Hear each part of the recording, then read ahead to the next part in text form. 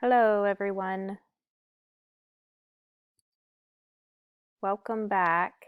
I think I froze there for just a minute, but so part two of this lecture, this might be a long video, so I'll try and get through it as quick as I can. But here is probably the Comprehensive Drug Abuse Prevention and Control Act of 1970, more commonly known as the Controlled Substance Act of 1970. So this was the law that developed the DEA, the Drug Enforcement Administration. And what it did was it was basically taking all the drugs that had any addiction capability to them, show any signs of addiction, and they classified them. They classified them between a 1 to a 5. So what they did, I'm going to go to the next slide here so you guys can see it. This is found in your book on table 2.1, and they have 1, 2, 3, 4, and 5, and there's a list of drugs that fall underneath each one of these. The lower the class, the more addictive the drug. So Scheduled 1 medications are drugs that are not prescribed. They are street drugs, such as heroin, LSD, what else? In Texas, marijuana is a class 1 because it's illegal in Texas. So anything that falls under the classification as a street drug or illegal. And then from that point on, we have Schedule 2, 3, 4, and 5. Schedule 2s are the most addictive medications, often used for pain or analgesics. Analgesics are referring to drugs that work against pain. So drugs like, you may have heard of some of these, Oxycontin or oxycodone, Valium, or not Valium, Vicodin, or hydrocodone plus acetaminophen, or hydromorphone, Dilaudid, Demerol. All those medications are considered class 2s. Even cocaine is a prescribable medication. They do prescribe cocaine to people that have just had maybe like a rhinoplasty, or other reasons that they've prescribed cocaine. Some of the other more popular Schedule 2 drugs are any type of stimulant, like, for example, anybody that takes ADHD medications. And if anybody has ADHD, they may take a drug like Vyvanse or methylphenidate. They may take Focalin. All those are considered Schedule 2s. So that's where we're Schedule 2s. And we'll learn more about those schedules and how you can prescribe them and refills and things like that. You've probably learned some in community pharmacy regarding this.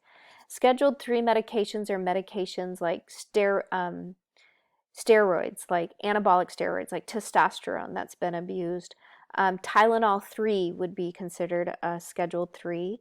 And then your Schedule 4, the most common ones I think of are benzodiazepines. I know you guys have heard of this drug, Xanax, Ativan, Klonopin. Those are all benzodiazepines, which are used for anxiety and depression, and they can fall under a Schedule 4.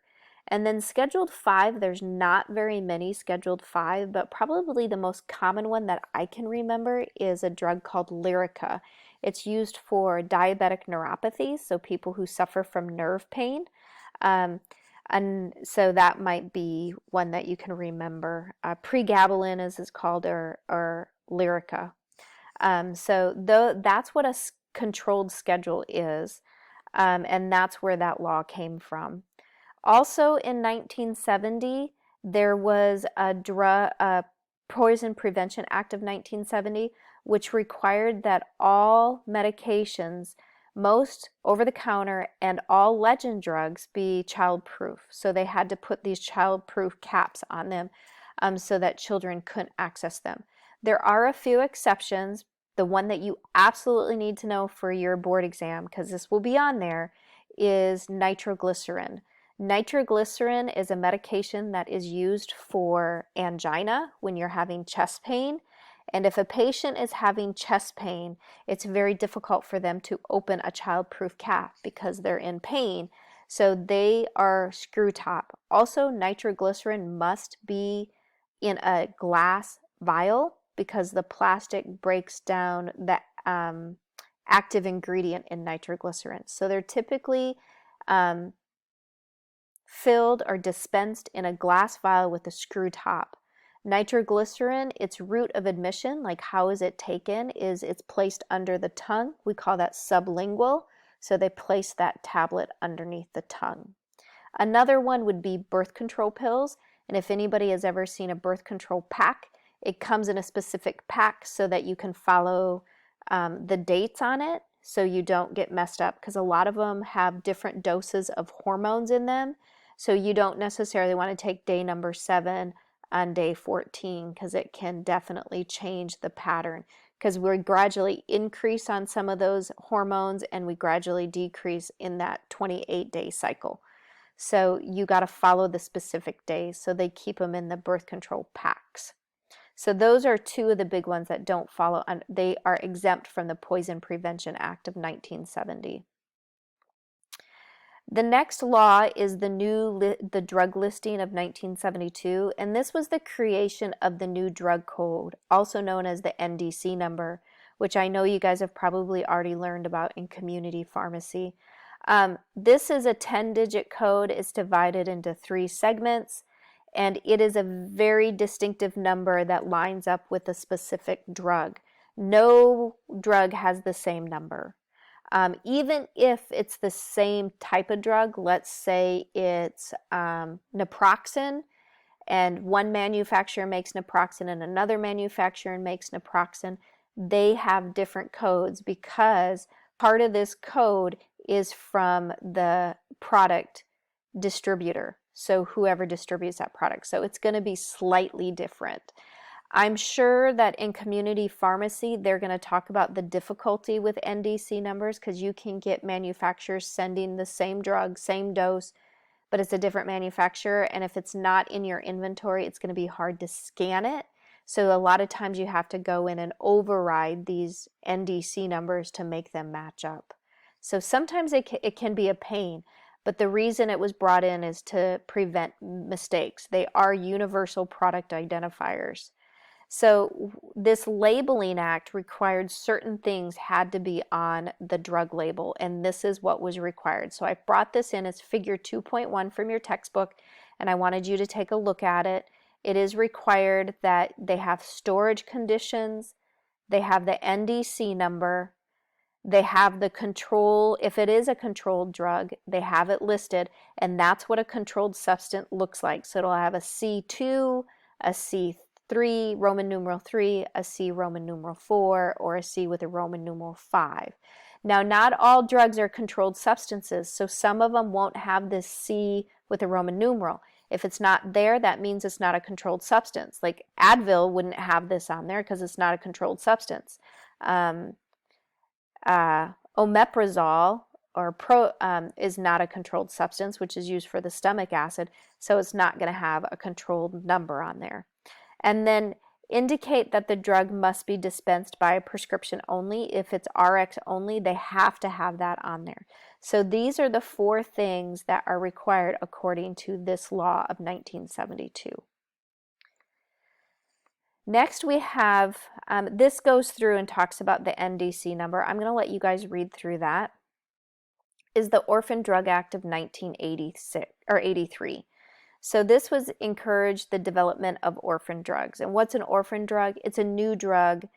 And the reason why it was brought in is because many people that were suffering from a very rare illness couldn't get access to medications. Let's say they're suffering from a rare form of cancer and they're they have an investigating new drug application out there, and they are in the process of in clinical trials. But let's say somebody's actually suffering from the disease and they want to try it, because if they don't, they're going to die. So this is what the Orphan Drug Act allowed for people that are critically ill. They could get into clinical trials and try these new drugs that are not approved yet by the FDA. On top of that, it streamlined the process of approval for generic drugs. Now, I'm hoping you guys have learned in your other two classes, particularly in drug classes, that there's two types of drugs, or there's two names for drugs. We have the brand name and the generic name. The brand name is the drug that's been manufactured by the person that created it or discovered that medication. Let's take, for example, a drug like Advil. Everybody's familiar with Advil because we probably all have taken it. So Advil, the brand name is Advil. That's what came out by the manufacturer. That's what they named it, is Advil, and that's what it is. The generic name of it is ibuprofen.